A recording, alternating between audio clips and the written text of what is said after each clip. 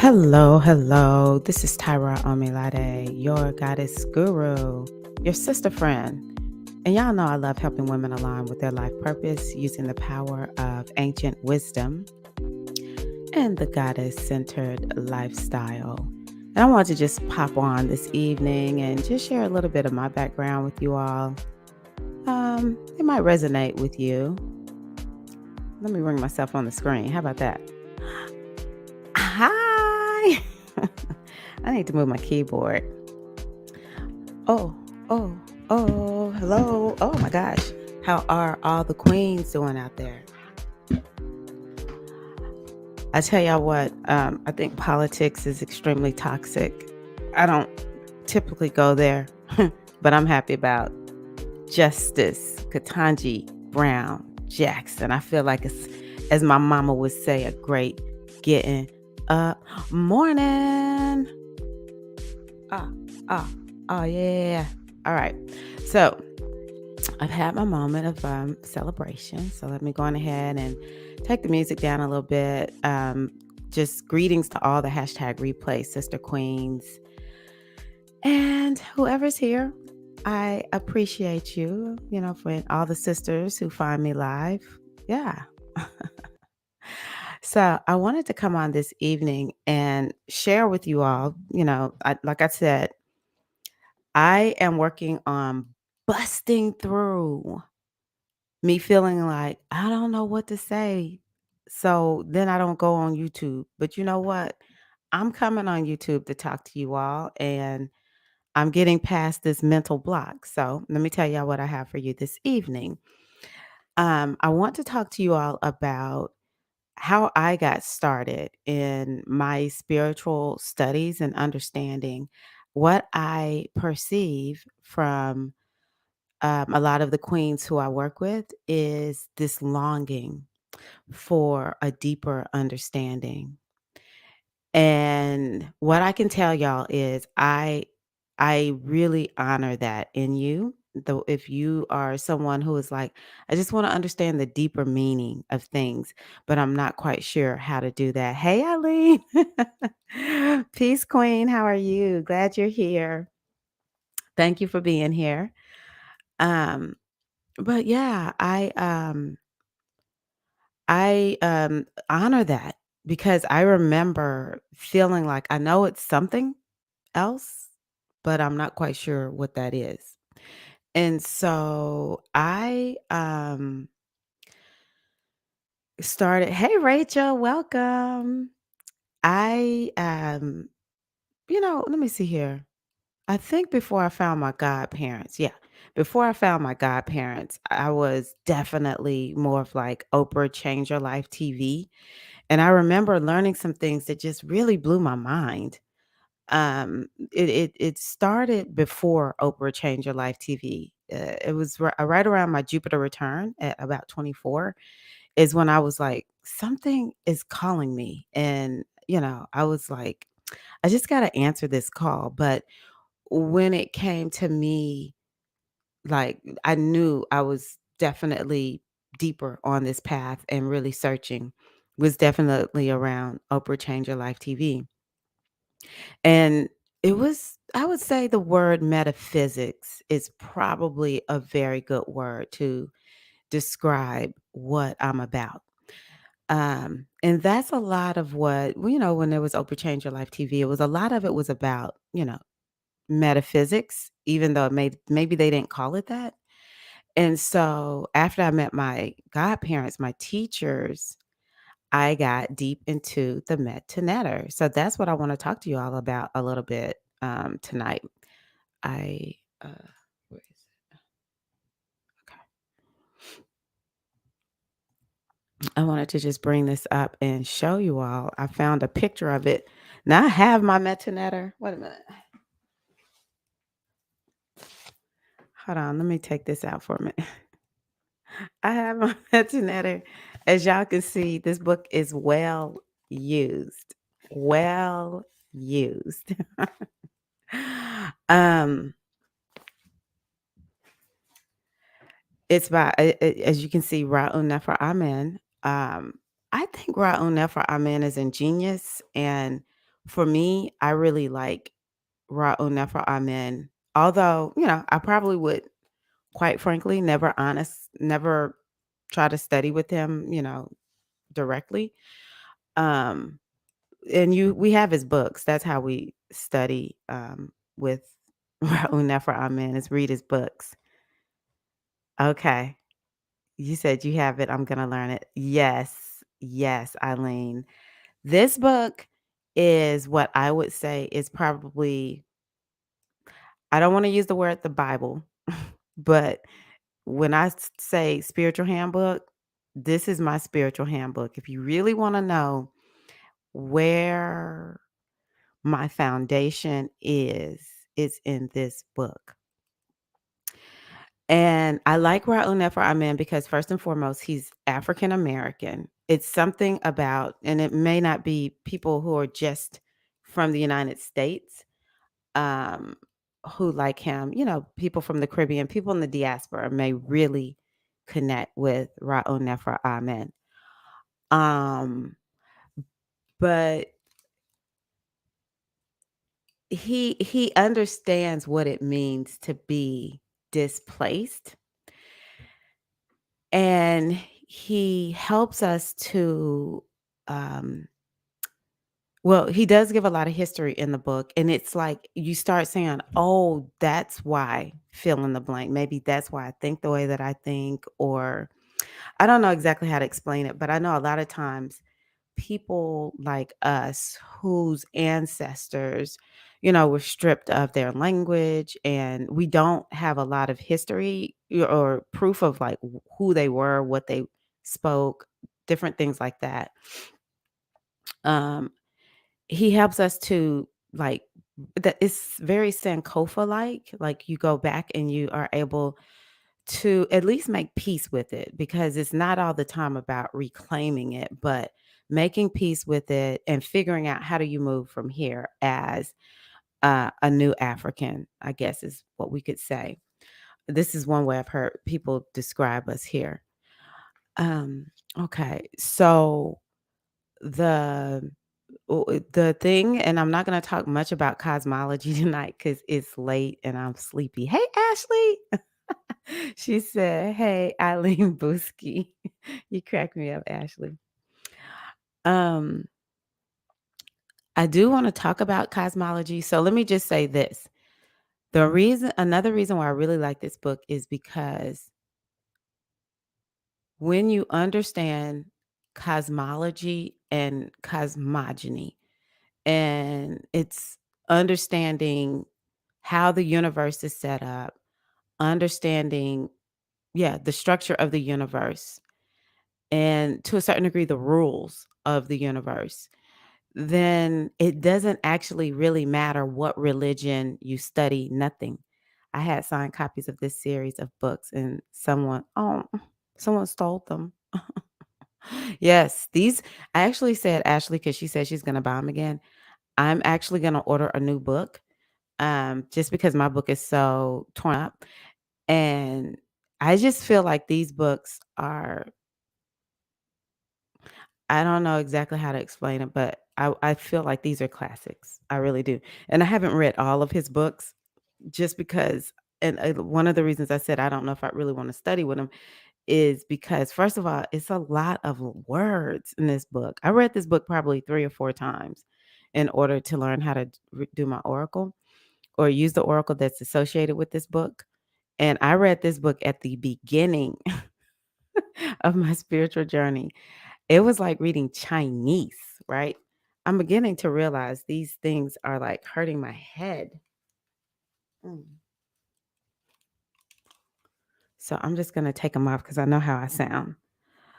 Um, so yeah, so it's a lot of words, a lot of history, but I got through it. It was like reading Chinese. I read about 3 times because I was working on understanding um how to do oracle readings with this.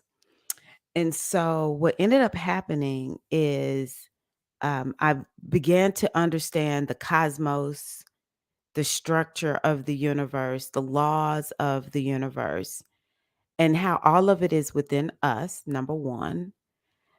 And he is very gumbo. And this is probably outside of, being with my godparents. One of the reasons I am so gumbo is because um he draws from so many different traditions to explain this. So after I really started studying, I was like, I'm not quite sure if I really know Egyptian spirituality because it's very mixed up. He even refers to the Ikin. Yeah, no. What is the Ikin, I I don't know. It's the system out of China. He's a I think he even talks about feng shui. Like, I mean, very, very gumbo, very gumbo. He's able just to look across traditions, right? He relates it all to astrology, and it's so much why, I consider myself to be ma'at when it comes to spirituality.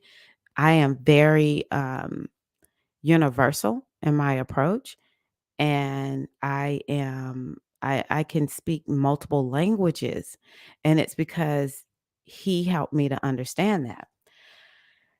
But I would say, and I could not find a good I could not find a good, picture of this. I think I put myself back. Let me see. Does it make it wait a minute. Okay, it is bigger when I go down there. So this is the tree of life, which is related to Kabbalah, which I'm gonna be honest with y'all. I don't really know a whole lot about the the Kabbalah tradition. I don't know. But this tree of life is what has made all the difference for me. Because what it does is it helps to understand to a certain degree the different parts of us, because this tree of life is in all of us, according to Ra'un Never Amen. And okay, so this one right here is Orser. And up here, you can't see it on this picture, but up here would be Amen, which is the name of the supreme deity. Fun fact. Yes, very gumbo. Hey, Monica, welcome. Do you use these books with your cards? Yes. Yes, I do. Do I sound okay, y'all? Because since I took it off now, I'm like, I don't know if I can hear myself too well. Am I good? Okay. So, yes, this is how I have only ever read the first book. I've tried to read other books of his, but once I made it through this book, he's also very strict. Like, I know a lot of people like Guru also. Um, their masculine energy sometimes is like annoying, to be honest with you, to be frank. I'm just gonna use the word that came to my mind. Annoying. Because I don't know, but it's like whatever. I respect y'all because they're brilliant and they're very wise or whatever. But I don't know. I don't feel like people have to do anything. I know that we all have our own path, and that's why I'm a part of the goddess tradition, birthed through my godmother, Io Shanike, because I'm like, I cannot be beholden to a system. I don't want to have to feel like I have to do anything. What I want to do is what my goddess guru on the inside tells me what to do. And that is what I teach all of my community, you. And it's what I encourage you to do is, there are times when we do follow a system. I will follow a system. I will follow in order to learn, in order to grow. I believe in being disciplined. But when my spirit says turn right and the teacher's telling me to turn left, guess what I'm going to do? I'm going to turn right. And even if I turn right and I realize, oh, I should have listened to my teacher and turned left, I will be A-okay with that choice. Okay, but up here is Amen. Now, this was one of the things that helped me to break free of feeling like there's like this great deity that um, you know, is just watching every little thing that I do. What is stated in the Metonetta is that Amen is uh, detached. Amen, the great energy, which is not masculine or feminine. That's another thing. He never says Amen. He, important to me. um, it's an energy. It's consciousness. It's pure potentiality, right? It is no thingness. So this energy is detached. It is not like intimately involved in our lives. And it's not judgy or anything. It's just the energy of consciousness. And we all extend from this energy. So, that's one thing that I was like, that's interesting. And I have found it to be true. Like, I don't subscribe to deities of any tradition coming after me. I don't feel like the deities are gonna punish me. I just when I begin to realize all of this, I'm like, no, everything is just working in my favor. There's actually, in the NLP community, one of the things we say is the only meaning something has is the meaning that you give it. And that stems from when I heard that, I was like, yeah, that's true because the ultimate reality is Amen. And Amen is no thingness. It is what we it is about transcendence, and we just keep transcending until we can connect to this energy of Amen. Now, what is Amen in form would be this one right here, or Ser. Or Ser is our, which is also known as Osiris, is our, is it represents the part of ourselves that is um, fully awakened.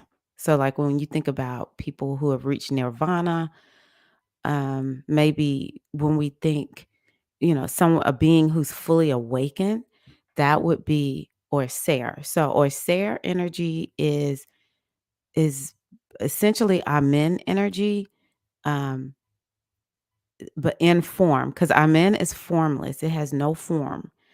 It is just consciousness, and then once we begin to and that was what I loved about the Metonetta, like, he helped me to understand from my men comes the masculine and the feminine, and so through each one of these, something is created, like, Tahuti is gonna be more of, like, the wisdom of it, the wisdom behind it.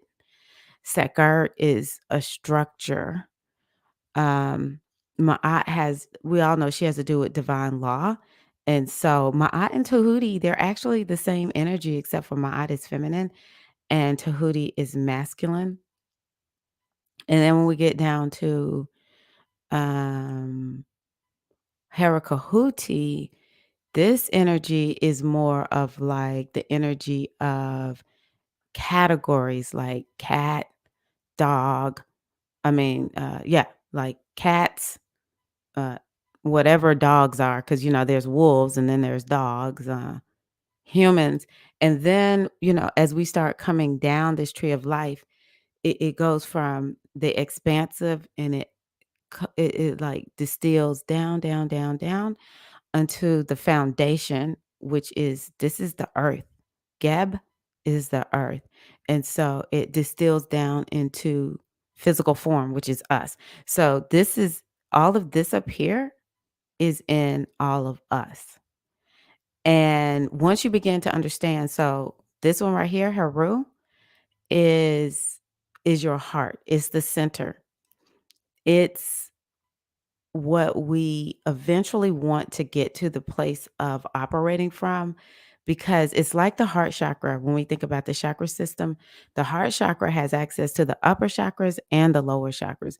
And so this is that part of us that is making choice. This is the part of us that's making choice.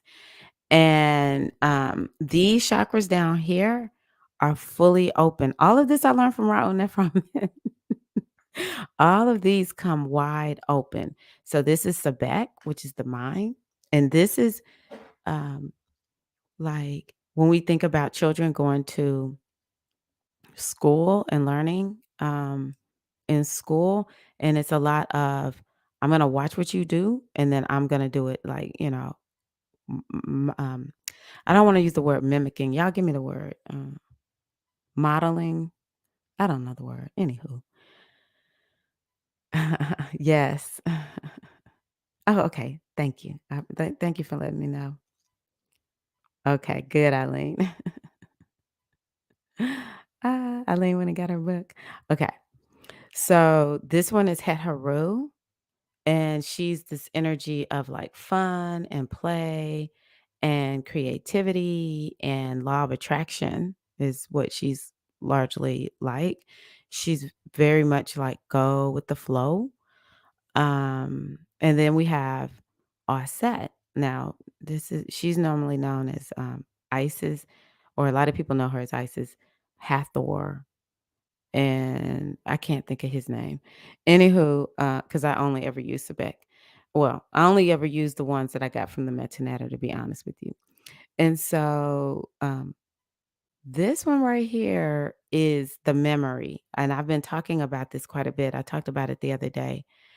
This is the memory. And all of these together is it's like how a child comes and learns how to understand what's going on in their life and in their world, and what are you supposed to do? What are the family norms and mores? And all of these help us to take in things like our name, ethnicity, gender. Like when a child is born, they are completely and totally malleable because of these faculties here. Okay. And so at some point, and because he goes and he talks about like the the levels of, I guess you could say, evolution of the soul, or like these are the different kinds of um people. And like some, they only are operating from like these three right here. And then there's some who start ascending, they start getting higher. Spiritual mastery in the Metonetta is probably going to be more up here. Um, and so he starts explaining, he'll explain like there's these different levels of awakening. If everyone could just get here, this will help you get so far. And this one literally is about living according to choice. And it's having that ability, because he talks about like how so many people are ruled by these um, faculties down here, because these represent, what's inside of us. And so many people are ruled by that they can never get up here. And this is where that at this point is where we begin to make that choice of, learning how to like take advantage of all of this down here and balancing it out and with this up here. Um, ooh, let me drink some water because I'm about to cough. So hold on one second. Let me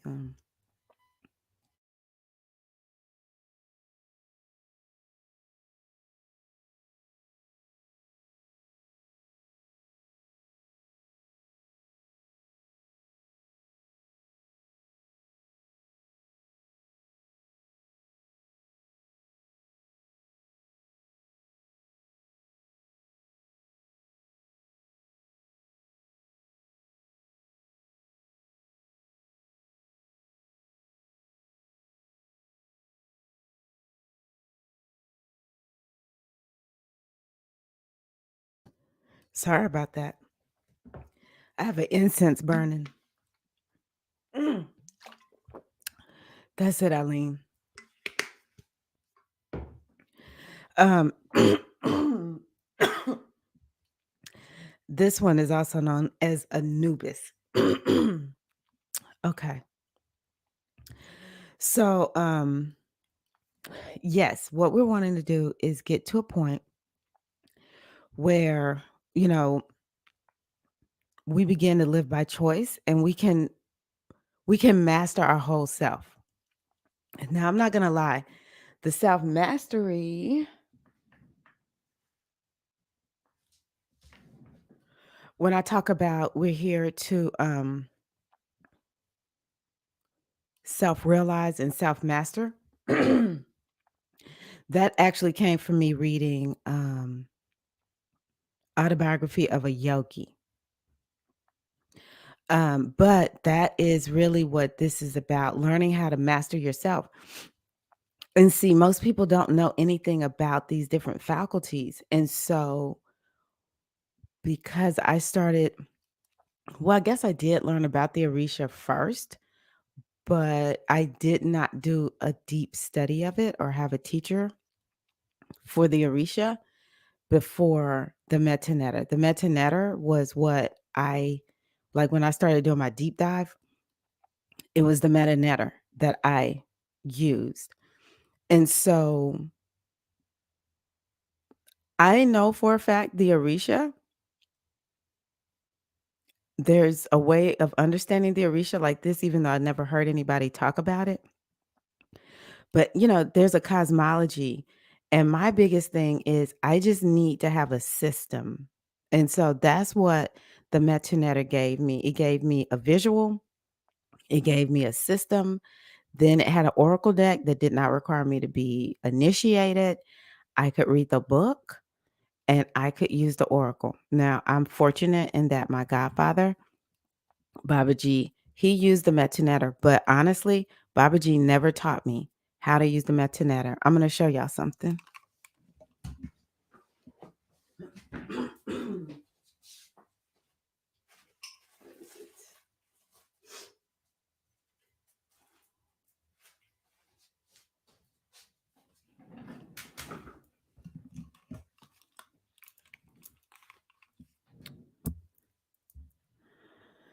So this necklace right here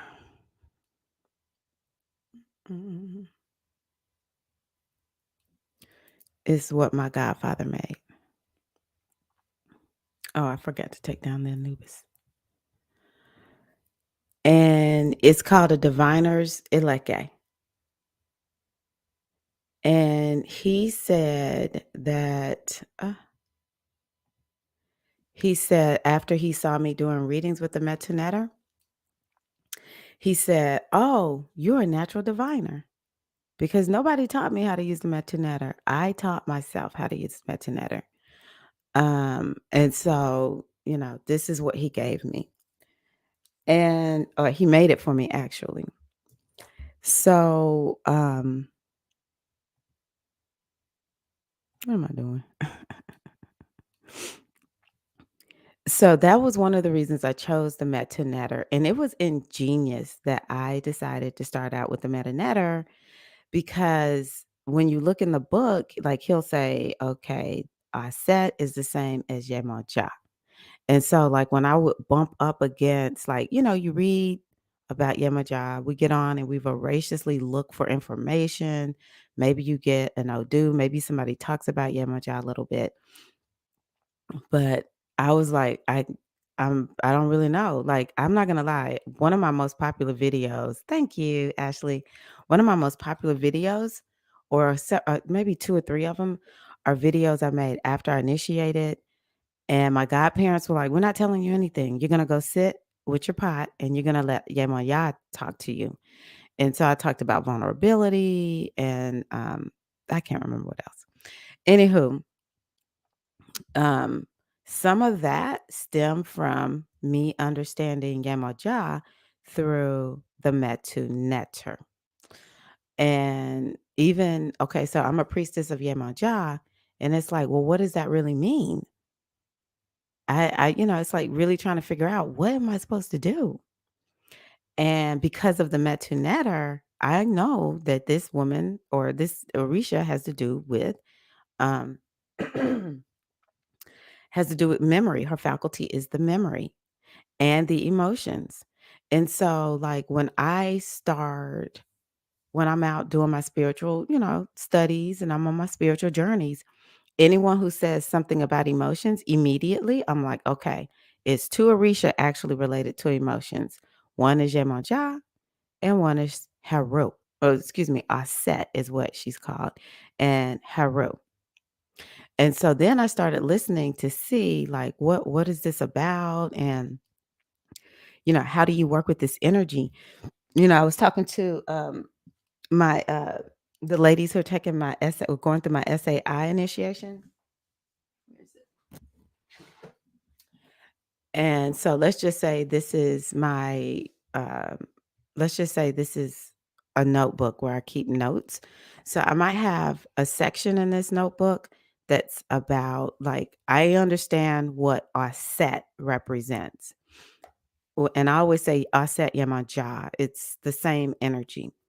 And so every time I learn something about her faculty, so like I said, memory and emotions, there's other things, but I'll say the moon also. Then I might start keeping like my book of Aset Yamaja. This is not it, but I'm just saying I'm using this as a prop. I will keep it all in there because I understand what Yamaja Aset is. Maybe I learned something new about water therapy, like when I first started hearing about floating. I may not say it out loud, but immediately I say, "Oh, that's Yemoja. Write it down. Do I need a Yemoja remedy? Offset remedy? Write it down. I know I could go float. Hey, Felicia."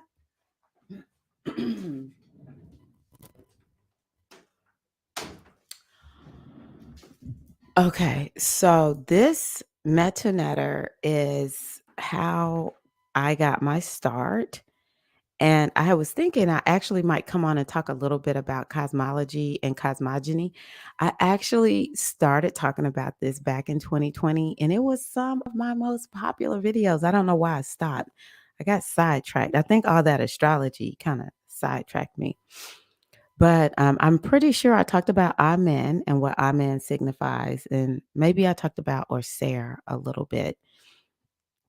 But this system is truly a guiding light for me. It helps me to not feel confused. So going back to Oprah Change Your Life TV, once I started looking at this, I was able to better understand some of the things that I didn't like I heard and it made sense. It resonated with my spirit, but I wasn't quite sure why. And so I'll give y'all an example. One of the first things that stood out to me, and let me know what was like one of the first things that kind of piqued your interest when you were like, this just feels right. I got to figure out, I got to look into this because this spiritual stuff right here, it sounds right.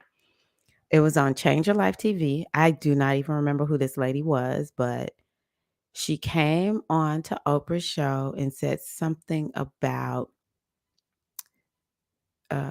we all you have maybe it was something to the effect of we all have to have a body in order to have a a physical experience. And part of what goes with having a body is that you will forget, but you're coming here to remember. And I was like, oh my God, I don't know why. Like that really resonates with me. I'm like, yes, that's a big yes right there. And so once I started looking at the Metunetter, then I'm pretty sure he talks about it, how we do fall into the sea of forgetfulness. And it's all here.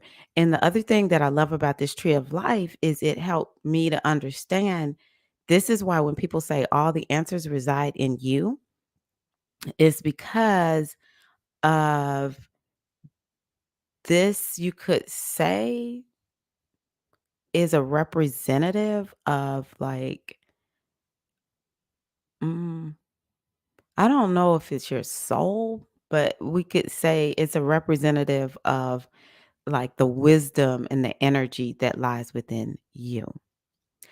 And so, the goal is to ascend up the tree, right? And so it just and that's the awakening part. That's what we're doing. We're working to awaken.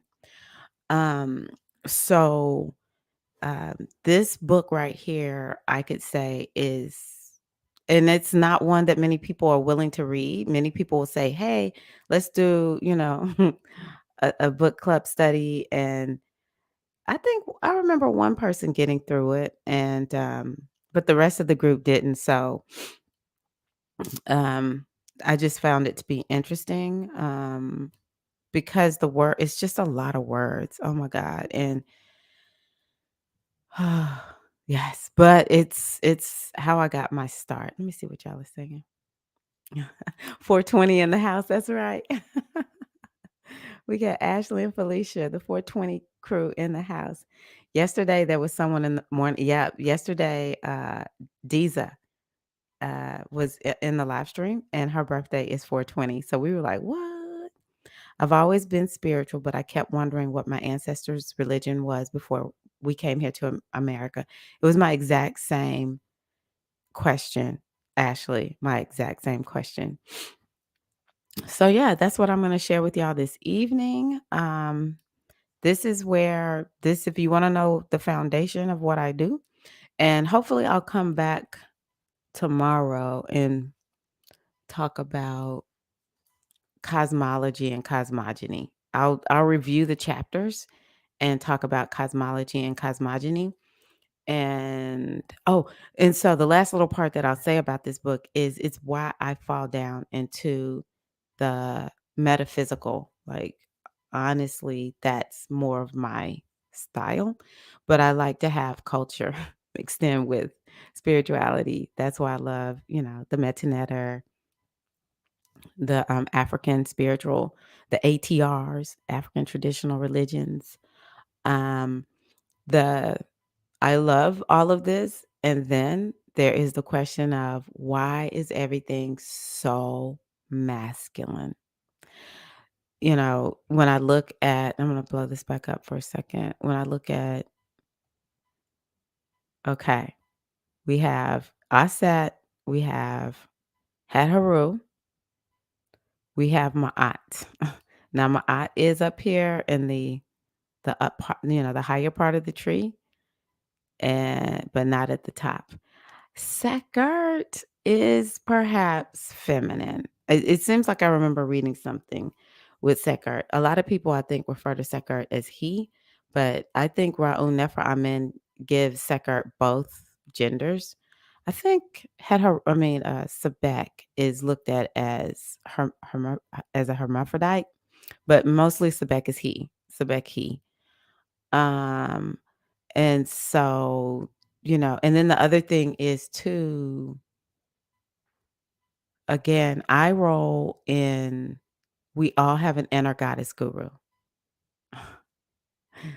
And so I cannot be denied that. Like I have to listen to the goddess within.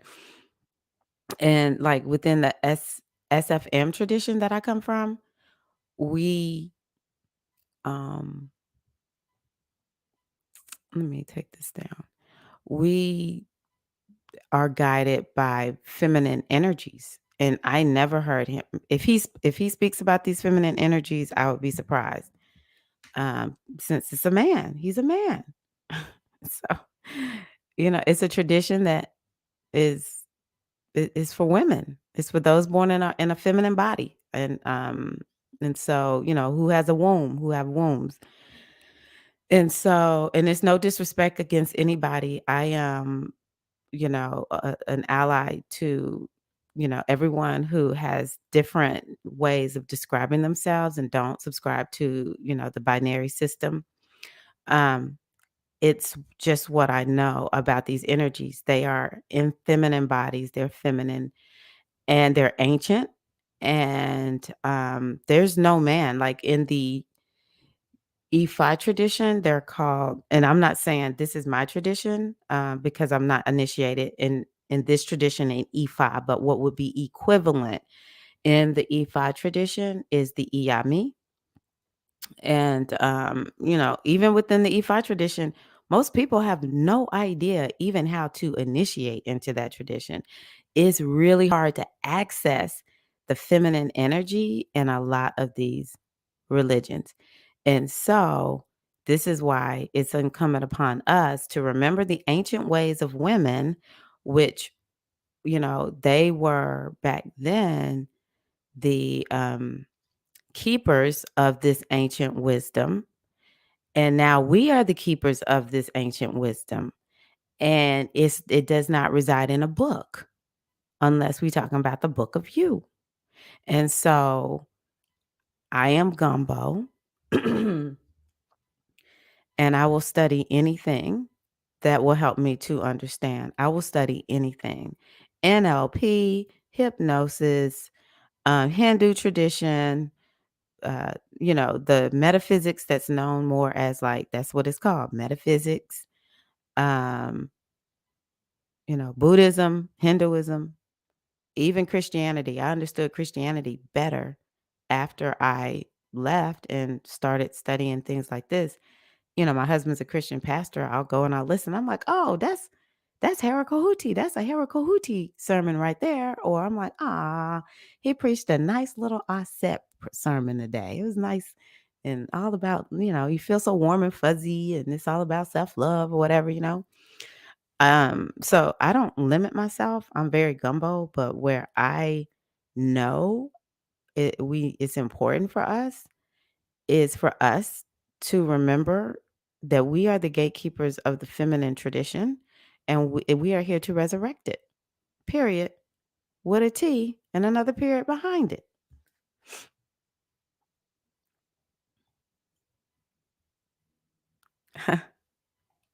I love that. Magical nerds unite. Book club, book club. I love it. Thank you for this, Tyra. Did the Metonetta help you understand astrology deeper? Yes. Yes, Ashley. Such a good question.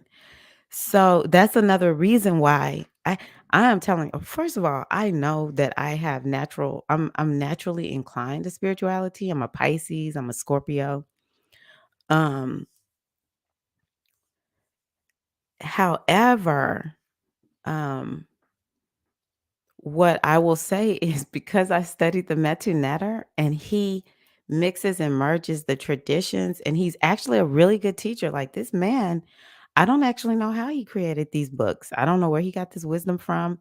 And I had even said I was going to tell y'all there's this one Babala I know who I don't know. I can't remember what his argument was because, of course, at this point, I'm like tried and true Metu. But he was saying that, and he even called the man by his name. I'm like, dang, by his government name, which I don't know Raul Nefer Ahmed's government name, but anywho, or the name he was born with. He said something about he got it wrong, something wrong. I'm like, really? Because when I started studying astrology, oh my God, it was so easy. Now, of course, I have to learn the techniques. This is a lot of science. Astrology is a science, but when it comes to like understanding the signs and the planets, woo. Now I did learn, a lot of stuff that he didn't include in this book, and he got Nekabet and White Chat. Rahu Ketu is what he calls them too. He got those. That's not right because he got them backwards, but whatever. It doesn't matter. Um, but yeah, I learned, and because I learned astrology, that's when I realized, oh, he's got these two. I don't know where he got this information from, but this is not right. Because um, anywho, um, so yeah, it was just like so easy for me to learn the foundations of astrology because of the Metanetta.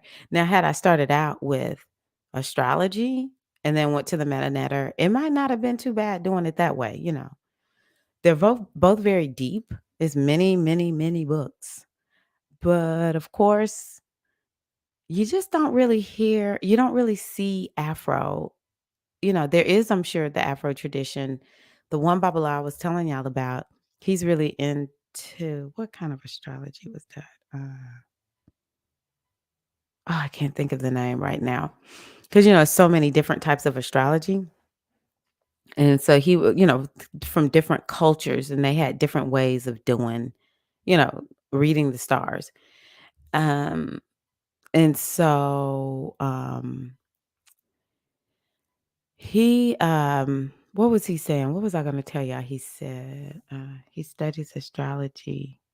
Anyway, maybe it'll come back to me. But yeah, oh, I know what it was. So, um, I struggle if I don't see if I feel like Afro is being left out or not acknowledged, then I just get ticked off. And so that's how I always come back to the Metonetta. I'm like, y'all cannot talk about the Afro tradition in astrology all you want. You do not see black nothing in astrology. Maybe the blackest that it would be would be looking at the Vedic tradition, because of course Indians are brown, but it's not Afro.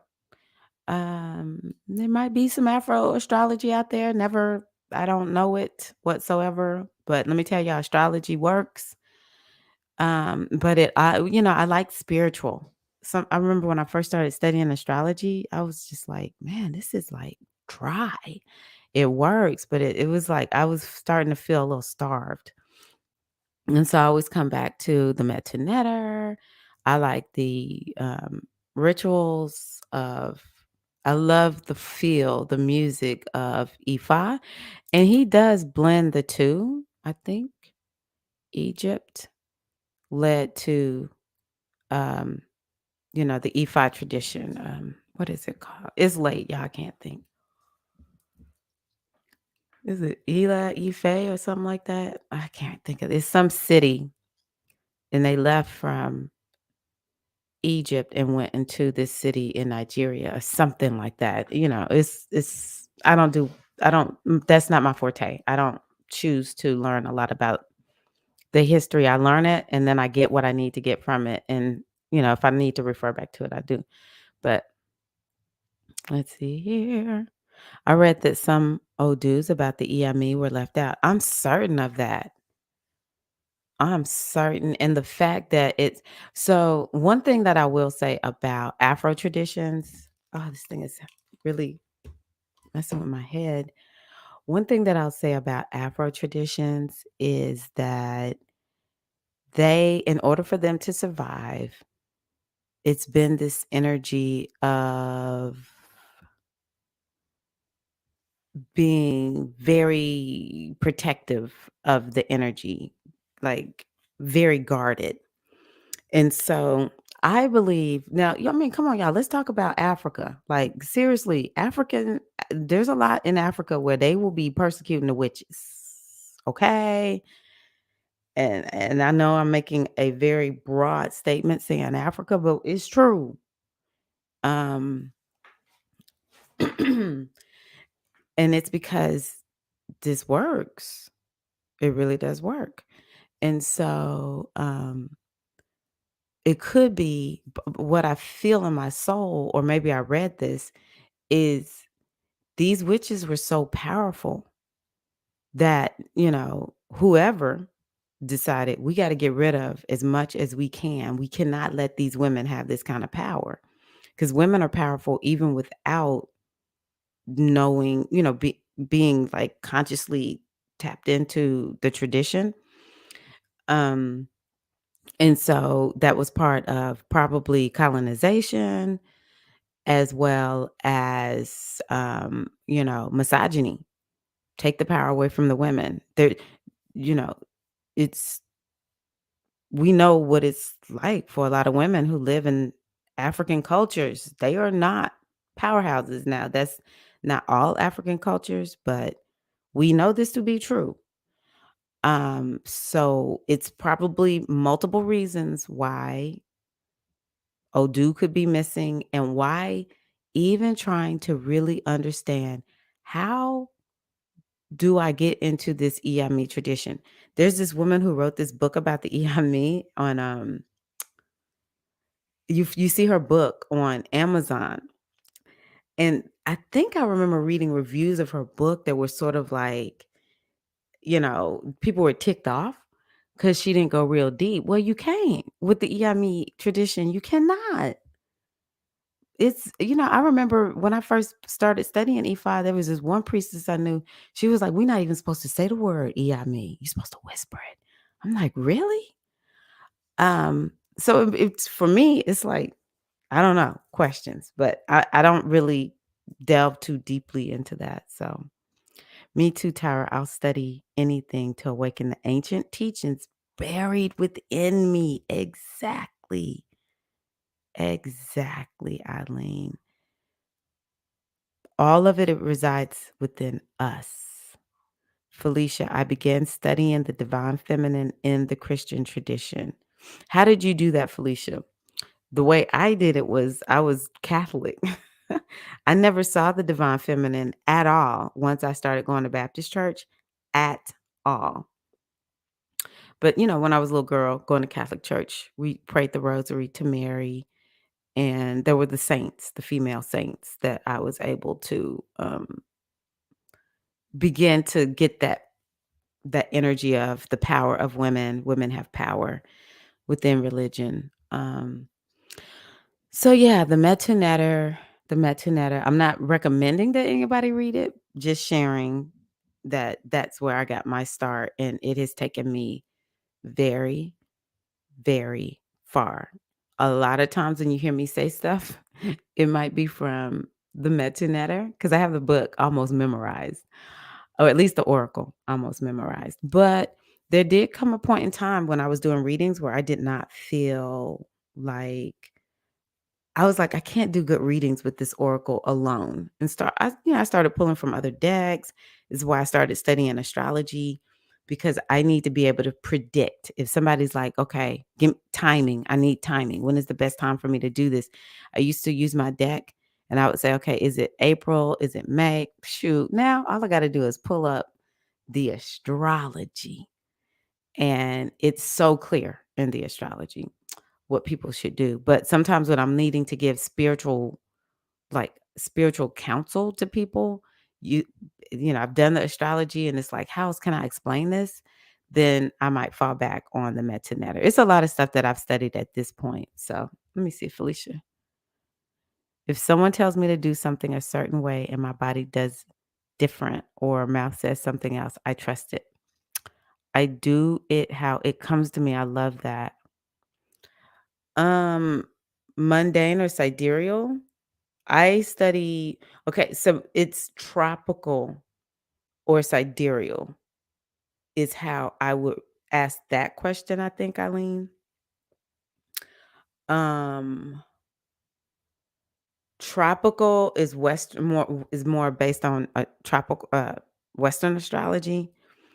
Sidereal and tropical is, and maybe I should come on and talk about that. I'll just say this really quickly.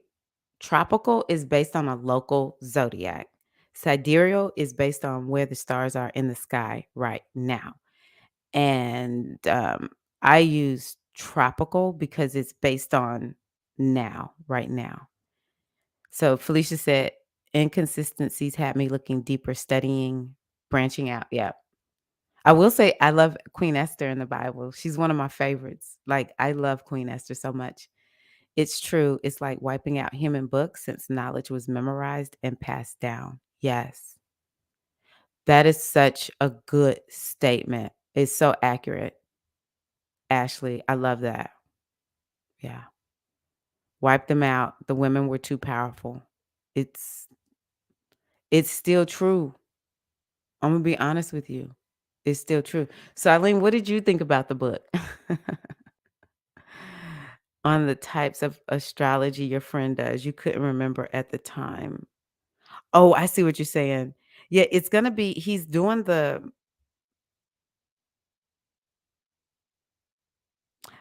don't know. What is the name of this? It won't come to me. It'll come to me as soon as I click in broadcast. Women in the Bible. Okay. I took Women of the Bible actually when I was at Spelman, Felicia. Let me just type this in real quick. Types of, because now I want to know.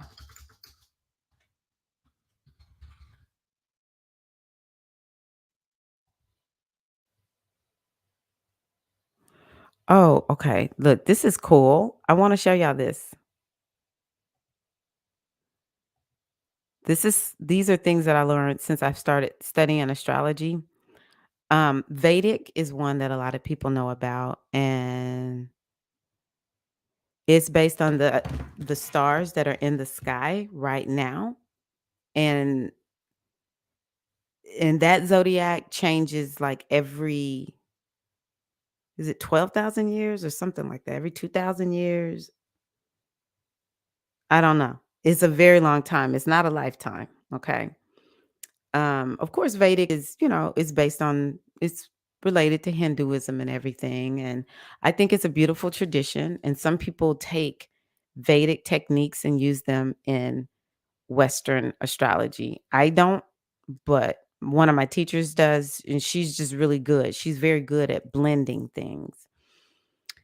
And then there's Western astrology, which is what most of us are used to hearing about. I say if you are working with somebody, like if I do a reading for you and you're used to using Vedic astrology, then you need to switch to Western because in Vedic astrology, say for instance, I am an Aquarius sun. My sun sign is Aquarius in Vedic astrology. They're like 20, I don't remember how many degrees different they are, but it's like 20 plus degrees different. So my sun, SUN, is um, in Pisces in the Western and is in Aquarius in Vedic. And so if I do a reading for somebody who is Vedic Aquarius, they're gonna be thinking, I don't know what I'm doing. So you really have to stick with one or the other when it comes to Vedic versus Western. Now, Horary astrology, I love this astrology. And when I if you need to ask a yes or no question, and it's also pretty good with like timing, making some predictions about when you should do something or how soon will something happen. This is an ancient astrology that's very good for asking those kinds of questions because not everybody has their time of birth, especially, in ancient times. And so they used horary to help people get the answers that they needed. You could even ask something like, let's say you misplaced something and you need to find it. As long as you take note of the time when you first had the question, that's a lot of times very important when you're doing horary astrology. Is other rules that we can use to determine like what time are we going to use for this chart. But you could ask, or you could go to the astrologer and say, well, where I need to find my book. Like I lost, let's say your passport. I need to find my passport. Where is it? Horary astrology can help people find things like that. Chinese astrology, I know nothing about Chinese astrology. Electional astrology. I love electional. Let me open this up and see what comes up when I open it up.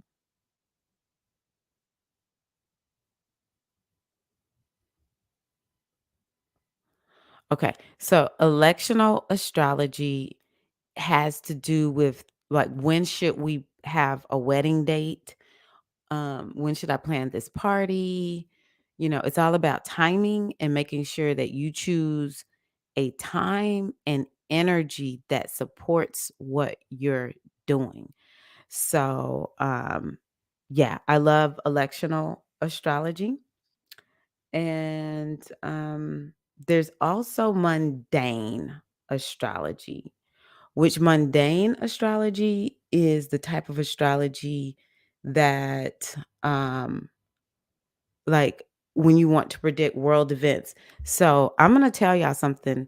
The people who use the sidereal chart in astrology, they are so accurate and on point with predicting what's going to happen in the world. I find it completely fascinating.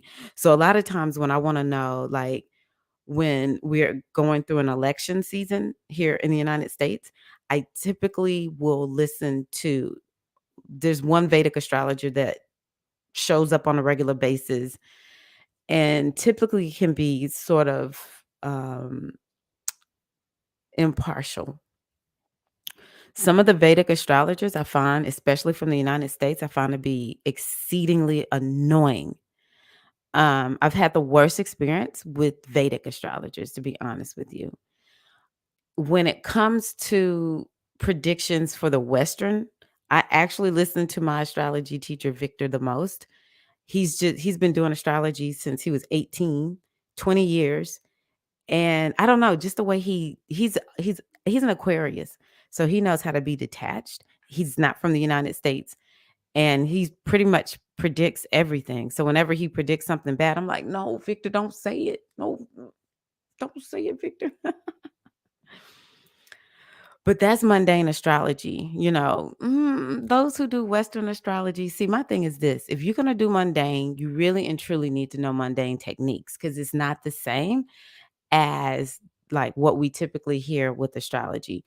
So, like the kind of astrology I do, it's very much about personal astrology, astrology for the individual, and it's different techniques and ways of reading the chart when you're doing mundane to predict. So, for instance, I love it when they're like, okay, you know, this country, they might say, and this is what Victor does, these countries are the ones who are going to see this eclipse affect the most, or the UK, this is what the UK is going to be experiencing, the United States. Um, you know, Again, we need more Afros. We need more of us doing mundane astrology because maybe they mention Africa, maybe they don't. Let me see here. What are y'all saying? Financial astrology. Yes. Yes, Ashley. Yes. I took a financial astrology course and I'm a financial astrology dropout. I was like, this is just too complicated. I I so badly want to learn financial astrology, but the way that I best do astrology is like looking at, like how can you make money? Where do I see money in your chart? Learned it from Victor. Where do I see money in your chart? Times that I think somebody is more likely going to be abundant and make more money. But like, man, this astrology got really deep, and I was just like, I don't care how much money I pay for this course. I cannot. Okay, let me see here. I actually love the stories of the constellations in Sidereal. They are very good. I agree, Eileen. Okay, so Felicia, yes, the wisdom book, Sophia, Holy Spirit, all feminine, exactly. And I only heard of the book of the wisdom books. Well, there is a book in the Catholic Bible. Maybe there is the book of wisdom in the Catholic Bible. I can't remember. And then the book of Sophia, I think, in the Catholic Bible. But you're exactly right. In Sidereal Vedic, I am a Virgo sun, but a Cancer rising. Okay. And I will say I can see things that are Aquarius like in me, but Aquarius and Pisces are sort of similar energies because they're very universal. But I'm a Pisces, like no freaking question. This chick is a Pisces. Mundane astrology, the electional. No, two different ones. Yeah. Two different. Hood Mystic does sidereal. I got you. I want you to go back and finish, Ia. We're all gonna go get rich. Okay, Ashley, I will go back. I will not be a financial astrology dropout anymore. Let me see here if there's anything. Oh, here's a good one. Medical astrology. When I tell y'all Victor teaches everything. So there is love astrology. Oh my gosh. It's still very personal. Like most people who do astrology know how to do love astrology, but there are some people who um let me close this out. These ads get on my nerves. There are some people who that's their specialty. There's this one astrologer, what's her name? something like D or something, African American young lady. She largely does love astrology. Um, okay, we talked about Vedic. Natal astrology is I never really heard of that as a branch, but it is something that we do. It's very different because there's going to be the natal chart where you're looking at the blueprint of the person's soul and perhaps what are they going to be, what are they here to do? What are their qualities, their characteristics? And then there's um, the astrology where we're looking at things in transit, which is based on a natal chart but it's a whole lot more. So I guess you could say that natal astrology. Yeah, natal astrology is different from looking at the transits and stuff. Medical astrology, another one that I think, yeah, I was about to say this is perhaps the most complex type of astrology. Woo, child. This is not something that I feel like I'm not cut out for it. Now I'll study it and I might use it for myself. But this medical astrology runs deep. I took one of Victor's medical astrology courses, and I was just like, "This is a lot." Horary, electional. I have never heard of Uranian. Says uses midpoints. Okay, I don't know midpoints totally. I got certified through Dark Pixie Academy, Dark Pixie School of Astrology, and remember working with midpoints, but that's something I'm still working on learning. So I never heard it called Uranian astrology, though. Let me see if there's anything else on here. Um, oh, there's another one that is it's like evolutionary astrology is what some people call it. Someone was on Lotta's chat. Yes, that Lotta actually has some really good astrologers on her channel that do unique things. I will say several of the ones that are on there now were trained by Victor. So I just go to the source. I had thought about competing to become an astrologer on Lotta's channel. And my oracle said, hell to the no, you're not going to be on Lotta's channel. I'm so interested in Uranian astrology, but I'm a baby still trying to understand the basics. I want to jump before I can walk. That's funny, Ashley. So yeah, because of even in the Metonetta, because that's what I got back on. That's what I was talking about. Um, he talks about like it's very comprehensive, and so even looking at things like medical astrology, looking at Vedic or Sidereal, because he talks about Sidereal. I think he sort of favors Sidereal, um, the Sidereal chart more. Because look, when I read the book for years, I was calling it side reel. And I was like, what is this side reel? Um, but he does talk about the body parts. And I'm not gonna lie, I do love in this book, The Metanetter, he talks about what is called a metaphorine, which is talking about Orser, Aset, and Haru. You see, they're all connected, right? Now, this I'm pretty sure comes from Egypt, where it talks about uh Oiser and he gets dismembered by his brother Set, and Haru is well, he gets dismembered by Set. Set and her sister go searching for Oiser's body, and they search around the world. It's all cut up, and it was dismembered, and they remember it, right? So that's why I'm like, this is Aset, right? And that was something else I loved about this. It's like nobody has to really buy into anything. It's metaphors is how we understand life. And so it's very metaphorical. And he'll even say it's not that these people lived, it's helping us to understand the greater reality. And so she finds all the parts of the body and she takes his phallus and conceives Haru. And so he even talks about how this is, you know, it's connected to the story of what we hear in Christianity. Um, and then Haru gets born and he battles Set, the brother, his uncle, the brother to Orser. He battles Set. And so we have Set representing like the lower faculties, and then we have Haru representing that part of ourselves that is having to make choices about how to battle this lower energy.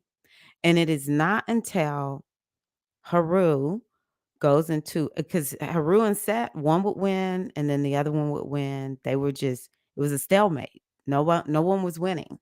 And it really represents the battle that we have on the inside of ourselves with that part of ourselves that's really steep, our ego. Let's just say our ego to shorten it up.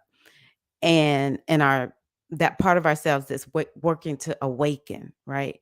And so it wasn't until Haru went into the court of law and used wisdom and argued in this court of law, using wisdom, that he won. See, it wasn't through all this battling and this fighting and this bloodshed.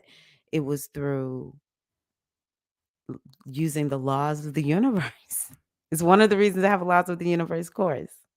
So much of what y'all see, it stems from me learning from this.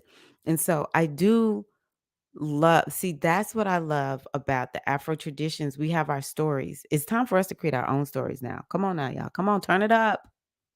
Turn up our own. We getting ready to create our own oracle, y'all. Okay. We're gonna create our own stories and we're gonna add them to this. We're gonna add them to whatever we want to add them to because we need to be represented. But I will say I do really love that about the Metonetta. And also, like, for instance, he'll say this is the energy of the heart. He'll say it has to do with the cardiovascular system and like what herbs to use, what crystals.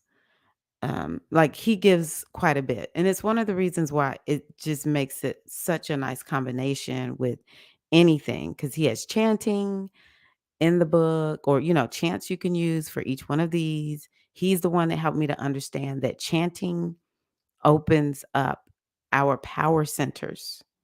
So the more we chant, these ancient chants, and I don't like his chants to be honest with you. And if sometimes I don't want to say them, I just want to listen to them. So that's when I fall into, y'all, let's be real. The yogic tradition has some amazing chants, or maybe even the Buddhist tradition. Let's be real. Let's be real. So, I'll go over there and grab me a chant. Nam Myoho Renge Kyo. I love that chant.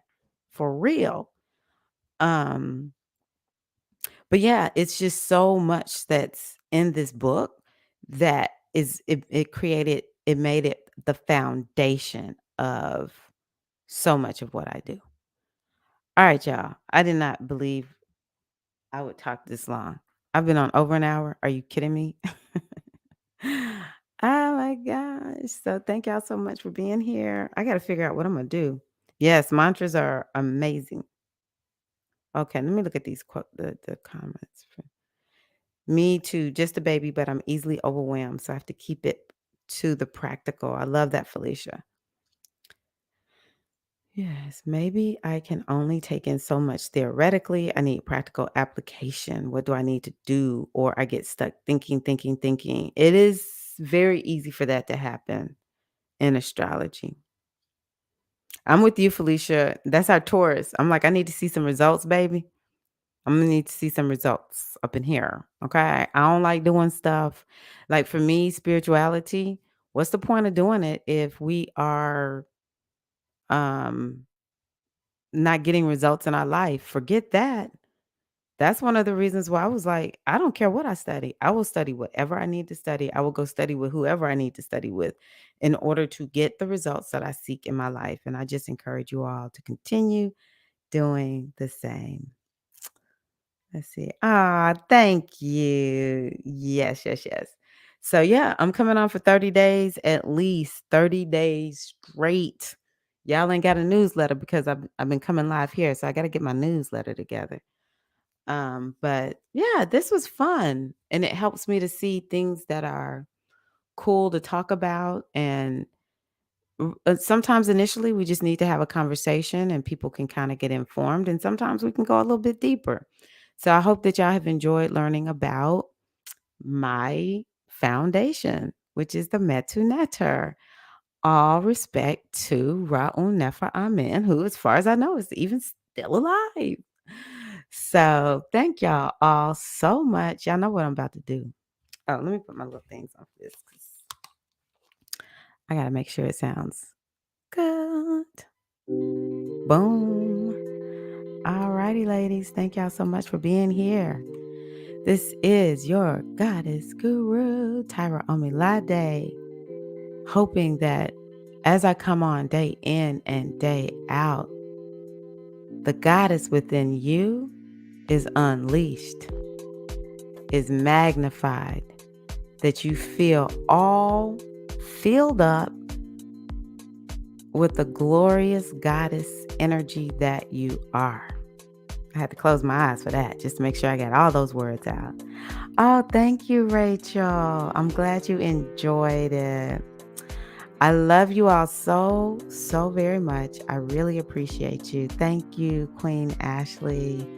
Thank you. So yeah, I'll be back tomorrow. And just know, next week on Friday, I'm pretty sure it's going to be Friday, I'm going to do a full moon circle right here on my live channel. And then we're going to go dance inside of Mighty Networks. But I got to get all that set up for those who are not in Mighty Networks, so you can come into Mighty Networks and come dance with us, sister. Y'all rest well, okay? Thank you to all the hashtag replay queens who are here. Whoop, whoop. Yeah, we go dance. We go party. We go party. Ashley, Eileen, Rachel, Felicia.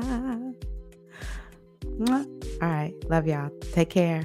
Rest well. Peace and love. Blessings of the Mother be upon you and yours now and always. Love y'all.